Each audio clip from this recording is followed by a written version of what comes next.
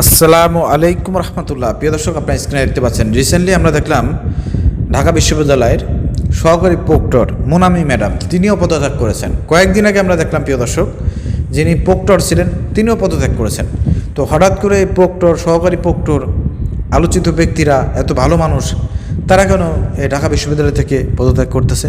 প্রিয় দর্শক, তার কারণ আছে। সেই কারণটা ফাঁস করার জন্যই আমার আজকের ভিডিওটা।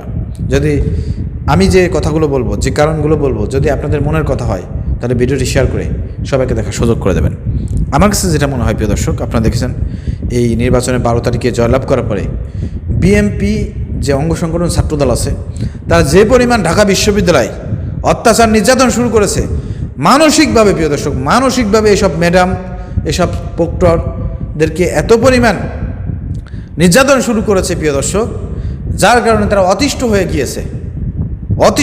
আপনারা দেখেছেন প্রিয় দর্শক, যিনি ভিসি ছিলেন প্রিয় দর্শক, তিনি কিন্তু আগেই পদত্যাগ করছেন। কারণ কি? তিনি জানতেন বিএনপি ক্ষমতায় আসার পরে এখানে তিনি বেশি দিন টিকতে পারবেন না। ছাত্রদলের গুতোয়, ছাত্রদলের মিথ্যাচারে, ছাত্রদলের এই মানে যে ঝাড়ি, তাদের যে আপনার অবস্থা, এতে তারা টিকতে পারবে না। এই জন্য আগেভাগেই সে পদত্যাগ করেছিল। সে এখানে চাকরি করবে না, এটা বলে দিয়েছিল। বিএনপি সরকার, তারেক রহমান বলেছিল যে না, আপনি থাকেন, কিন্তু তিনি থাকেন নাই। আজকে দেখেন প্রিয় দর্শক, আরও দুজন ব্যক্তি খুবই ভালো মানুষ ছিলেন প্রিয় দর্শক, যারা জুলাইয়ে খুবই গুরুত্বপূর্ণ ভূমিকা পালন করেছে। প্রায় জুলাইয়ের পরে প্রিয় দর্শক, 5 আগস্টের পরে খুব অনেকগুলো প্রিয় দর্শক ক্রিটিক্যাল সমস্যার সম্মুখীন হয়েছে। ছাত্রদের মন জয় করেছে, শিক্ষার্থীদের মন জয় করেছে। এরপরেও আজকে তারা বিএনপি সরকার ক্ষমতা আসার পরে এখানে তারা টিকতে পারে নাই। কয়েকদিন আগে আপনারা দেখছেন প্রিয় দর্শক, এই শাহবাগে গিয়ে ছাত্রদলের পোলাপান ডাকসুর নেতৃবৃন্দকে পিটাইছে, তারা মব তৈরি করেছে।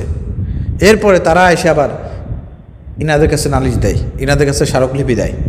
ওরা মব তৈরি করবে, ওরা মারধর করবে, ওরা আবার এসে প্রক্টরদের কাছে নালিশ দেয়, স্মারকলিপি দেয় শিবিরের বিরুদ্ধে। চিন্তা করছেন? ওরাও এসে নালিশ দেয়, আবার শিবির যায়ও নালিশ দেয়। ওনারা যাবে কোথায়? ওনার করা কিছু নাই বিদর্শক। এই কারণে ওনারা এই অধিষ্ঠিত হয়ে ছাত্রদলের এই ধরনের মিথ্যাচার, প্রোপাগান্ডা, এই ধরনের নালিশ, তাদের যে মুভমেন্ট, তারা অপকর্ম করবে, আবার তারাই যায় নালিশ করবে। এইগুলার ইনারা সহ্য করতে পারে নাই। ইনাদের আর ভালো লাগতেছে না এখানে টিকে থাকা। ওনাদের এই চেয়ারগুলো টিকে থাকা, বসে থাকা কষ্টকর হয়ে যাচ্ছিল। তারা ন্যায় বিচার শিক্ষার্থীদেরকে দিতে পারতেছিল না ছাত্রদলের কারণে।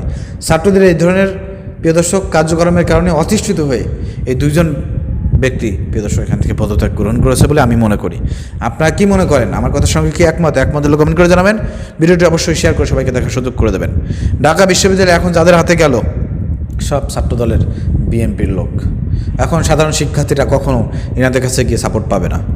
সাপোর্ট পাবে কারা? ছাত্রদল। ছাত্রদলের পারপাস সাফ করবে এখন যারা আছে। আপনারা দেখেছেন না কয়েকদিন আগে ডাকসু নেতৃবৃন্দ গিয়েছিল তাদের ন্যায্য অধিকার আদায়ের জন্য। সেখানে বসে বসে ভিসি সাহেব চেয়ারে বসে টাই বান্দা হেরান দিয়ে যা তা বলতেছে। শিক্ষার্থীদের আর কোনো কল্যাণ হবে না ঢাকা বিশ্ববিদ্যালয়, কারণ সেই লোক আর নাই। এখন সব বিএনপির ঘনিষ্ঠ লোক। শিক্ষার্থীদের আর কোনো কল্যাণ সম্ভব না। ডাকসু নেতৃবৃন্দ অনেক কষ্ট করে, অনেক চেষ্টা করে, ফান্ড কালেকশন করে তারা অনেক কিছু করেছে, কিন্তু আর সম্ভব না। আরও অনেক ফান্ড এসেছে যেগুলো আটকে দেওয়া হচ্ছে, ডাকসুকে করতে দিচ্ছে না। কারণ কি? ডাকসু যদি করে পরবর্তীকালে শিবির আবার জয়লাভ করবে। এই জন্য তারা আটকে দিচ্ছে কাজকর্মগুলো, প্রজেক্টগুলো আটকে দিচ্ছে, যাতে শিবির হইতে না পারে নেক্সটে। তো শিক্ষার্থীদেরকে বলতে চাই, আপনারা তো সব কিছু ভালো মন্দ বোঝেন, তো দেখেন কিভাবে সব এক নায়কতন্ত্র করা হচ্ছে। শেখ মুজিবুর রহমানের মতন সব কিছু দলীয়করণ করা হচ্ছে। দলীয়করণ করে আবার আওয়ামী লীগ, হাসিনা সরকারের মতন ফ্যাসিবাদ, স্বৈরাচার হওয়ার চিন্তাভাবনা এবং খায়ের জন্মেছে বিএনপির মধ্যে। তো খায়ের জন্মাইতে থাকুক, শিক্ষার্থীরাও সিদ্ধান্ত নেবে ইনশাআল্লাহ। প্রিয় দর্শক, ভিডিও শেয়ার করে দেন।